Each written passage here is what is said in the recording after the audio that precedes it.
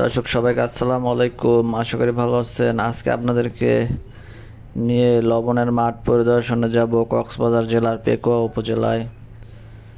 তো সবাই আমার সাথে থাকুন এবং পুরো ভিডিওটি দেখার অনুরোধ রইল।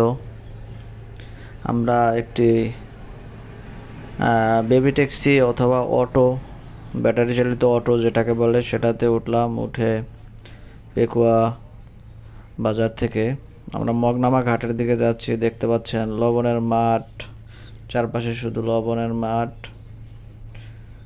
লোকজন লবণের করতেছে, চাষ করতেছে। আর প্রচুর লবণাক্ত আবহাওয়া, এটা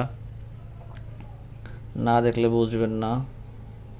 এখান থেকে লবণগুলা মানে এরকম করে ছোট ছোট করে লবণ পরিশোধ করে, তারপরে একটি গর্ত করে সেখানে লবণ রেখে, তারপরে লবণগুলো বিভিন্ন জায়গায় নিয়ে তারপরে করে পরিশোধন প্রক্রিয়ার মাধ্যমে লবণটা রিফাইন করার পরে এই যে ট্রাকে লবণ নেওয়ার জন্য আসছে। এই যে পানিগুলো আটকিয়ে রাখছে লবণ নেওয়ার জন্য।